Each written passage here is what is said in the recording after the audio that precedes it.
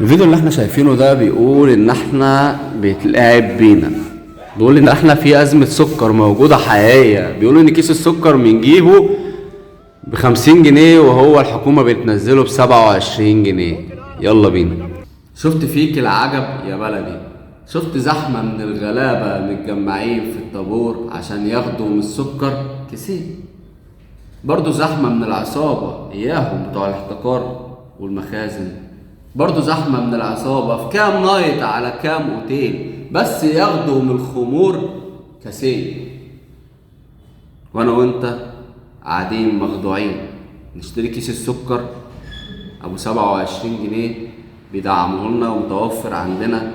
بتروح تاخد كيس واحد بس متوفر ب27 جنيه، عليه زحمة بس متوفر ب27 جنيه، نروح ناخده منهم هم ب50 جنيه. هي دي التجارة، تجارة وسخة بفلوسنا وفلوسك واستغلال لحاجتي وحاجتك. احنا بنحب بلدنا جدا، عندنا حلين نقدر نواجه بيهم المشاكل دي.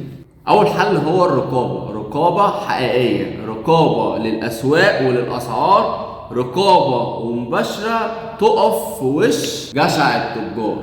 لازم التاجر يحس ان هو في رقابة عليه. لو ده بقى موجود بالشكل الفعلي اللي بنتمناه، هحكي لكم موقف ومش هحكي، احنا هنطلع هنشوف فيديو صغير كده يعرفك يعني ايه رقابة، يعرفك يعني ايه حد فاهم بينزل يتابع الاسعار ويشوف الاسواق وبيقف قصاد جشع التجار. الفيديو كان ليه علاقة بالعيش بس موضوعنا هو جشع التجار والرقابة. يلا بينا. ده العيش ده ايه اخباره؟ نعم يا فندم. انت قلت لي العيش كله هناك حلو وبتاع. اهو العيش اللي موجود في الكشك. لا يا فندم العيش. لا ايه، ما هو ده العيش اللي ما هو ده اللي عند ام احمد، كلمني انا. ما ده العيش اللي عند ام احمد. لا انا بجيب لك عيش ده ام احمد. امال هي جايباه من بيتها؟ هي جايباه من بيتها خبزاه يا معالي الوزير صدقني انا بجيب عيش غير ده خالص يا معالي الوزير. امال هي يعني مرتبه العيش ده جايباه مخصوص؟ اشهد الله انا بجيب عيش غير. تشهد الله، يشهد الواقع دلوقتي اللي احنا شايفينه واي كلام وخلاص. حرام عليكم يعني. ده العيش؟ ماشي يا فندم. ده العيش؟ انا اول مره اشوفه. كلكم اول مره تشوفوه؟ ده حاجه غريبه. انا بس اللي باجي هنا كل يوم؟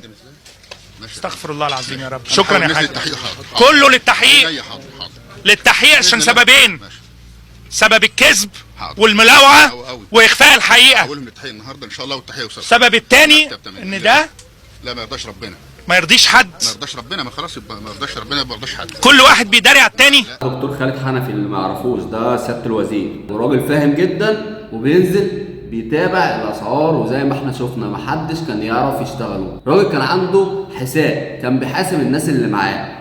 مش كل حاجة بنرد بتمام، مش كل حاجة تقارير بورقة وقلم، لا في رقابة حقيقية. لما يبقى في رقابة حقيقية التاجر يحس ان في حد يوقفه عند حده، ممكن في اي لحظة يتحاسب على كل اللي فات ويستاهل، لانه قبل ما بيتاجر وبيكسب ملايين هو بيتاجر بينا احنا، بيتاجر بالحاجات اللي بنعيش ناكل ونشربها. عملت لنا ازمة، سبب اساسي في اللي احنا فيه ده مافيا تجارة الازمات. يبقى رقم واحد المتابعة، نتابع الاسعار والرقابة على الأسعار. رقم 2 حل معايا ومعاك ومعاها، إنك لما تشوف مخازن بيتخزن فيها سكر وبضاعة تبلغ عنها.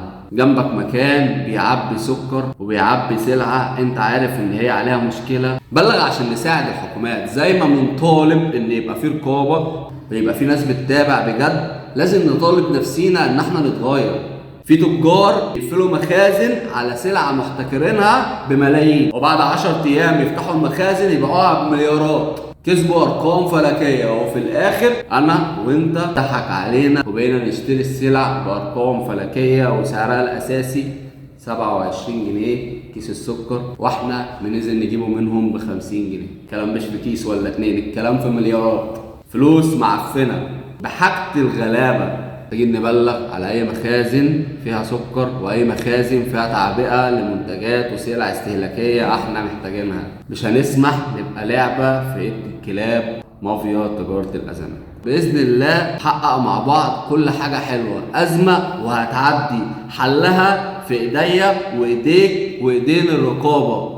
هو ده خلاصة الكلام، هو ده خلاصة الموضوع، عشان ما نطولش على بعض كتير. مكملين في القضية، قضيتنا الأساسية فلسطين. يلا بينا مكملين مقاطعة، وزي ما احنا بجملتنا الشهيرة مقاطعتنا حرب وحربنا مقاطعة. قلوبنا معاكم يا فلسطين، واحنا مخسرينهم كتير، واحنا وسيله ضغط ومقاطعتنا ناجحه وجايبه نتائج. شرفتوني ومتابعه، واهلا بيكم. السلام عليكم ورحمه الله وبركاته.